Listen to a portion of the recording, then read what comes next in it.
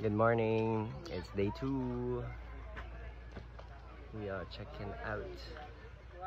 We're checking out of our bunkers here in Filipino Arena. I didn't document day 1 because I wanted to experience it fully without, having to like take so many photos or videos. But yeah, it's day 2. So yeah, di pa ako gising, guys. I'm with my eye makeup. Miss Ira Cas. No comment. Ay, oo nga pala. Ito pala si Chase, yung content creator. Content creator. Ay! Sino siya? Si Al James. Ang bangis mo. Joke lang. Pumikit ka na. Okay, guys, reveal later. Transition. Reveal. Galing. Masyado magaling. The details. Okay. You ready? Ready na tayo. Ready na tayo sumabak. Let's go. Let's go. Day 2. So yan na. Yan na yung finished look natin. Okay, nagkakagulo na because palapit na yung call time. Where did you get your My sparkling? gems. My gems kay Ella. Sparkling gems. This is my idol. Dancehall King 2026. Oh, abangan. BHK. Okay, so ito na yung first look namin. I'm with Gino and Henry. Okay tayo. So, for set 1 of day 2. Well, again, day 3. Company call before our last performance. Sobrang Company people. call for Papa.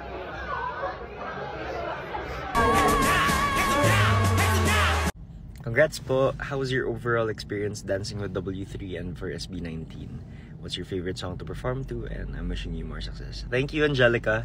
I'll answer the second question first kasi mas madali sagutin. Favorite song to perform to kapag gusto ko talaga maglabas ng emotion, magwala yung mana. Definitely. Pinakamasaya sa'yo when as in sobrang nag-enjoy talaga ako, Crimzone. Pero I would say for the concert, yung favorite ko talaga nun, yung What.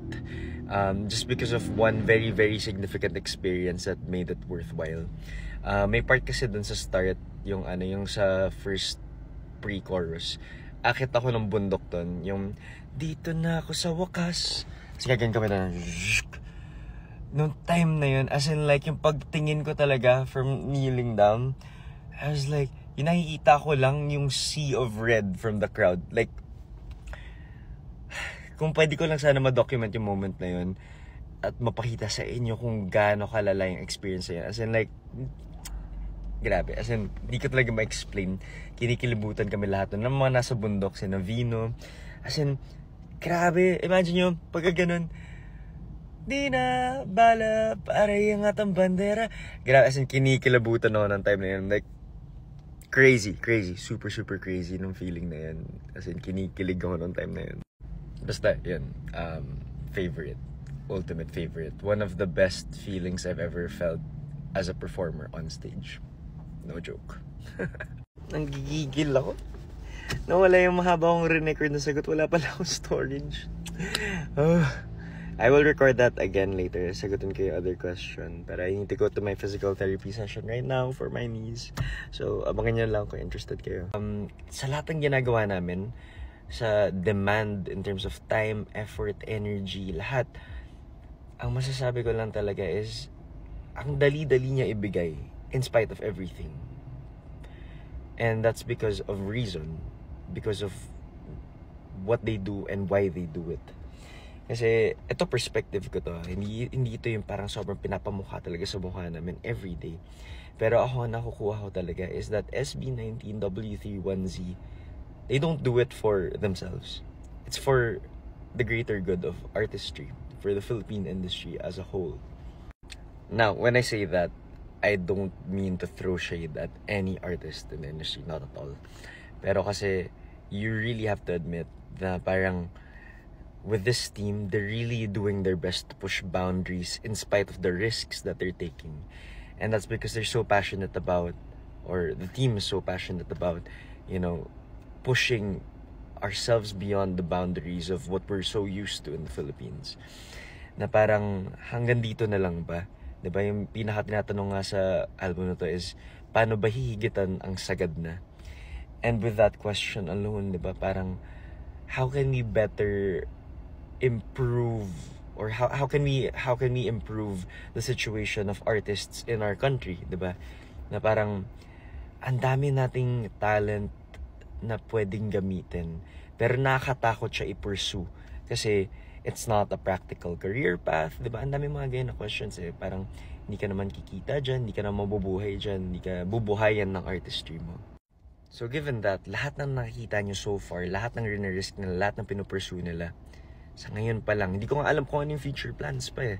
Pero, grabe, whether it's inspiration you're looking at, or, you know, new opportunities, new doors that they're opening, parang perspectives for artists na parang, shucks, pwede pala natin gawin to. Kaya pala natin ng mga Pinoy na makipagtapatan dun sa mga international.